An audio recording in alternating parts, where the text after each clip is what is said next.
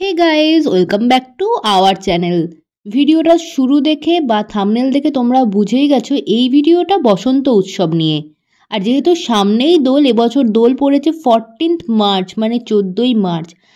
আর যেটা আমার বলার উদ্দেশ্য সেটা হচ্ছে শান্তিনিকেতনে এবছর বসন্ত উৎসব হচ্ছে না 14th মার্চ, তার পরিবর্তে বসন্ত উৎসব হচ্ছে 11th মার্চ।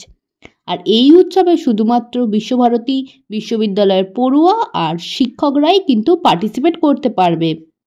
একটা দীর্ঘ বৈঠকের পর এইটা জানিয়েছেন বিশ্ববিদ্যালয় কর্তৃপক্ষ।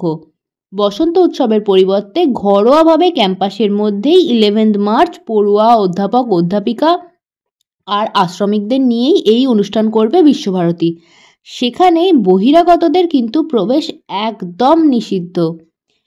শান্তিনিকেতন যেহেতু ইউনেস্কোর তকমা পাওয়া একটা ঐতিহ্যক্ষেত্র, তাই হেরিটেজ রক্ষা করতেই বহিরাগতদের মানে এক্সটার্নালদের প্রবেশ করতে দেওয়া হচ্ছে না। আর এই দোলের সময় শান্তিনিকেতনে জানোই তোমরা ট্যুরিস্টদের এত ভিড় যে এখানে মানে যে পরিবেশ সেটা খুব একটা ভালো থাকে না। তো যাতে কোনোভাবেই এইটার ঐতিহ্য না নষ্ট হয় তার জন্যই কিন্তু এই ডিসিশন। আর আমি এটাই বলবো যে শান্তিনিকেতনে তোমরা অনেকেই প্ল্যান করে রাখো যে শান্তিনিকেতনে যাবে। এবছর কিন্তু তোমরা শান্তিনিকেতনে গিয়েও কিন্তু দোল ওখানে খেলতে পারবে না, কারণ বহিরাগতদের প্রবেশ একদম সম্পূর্ণভাবে নিষিদ্ধ।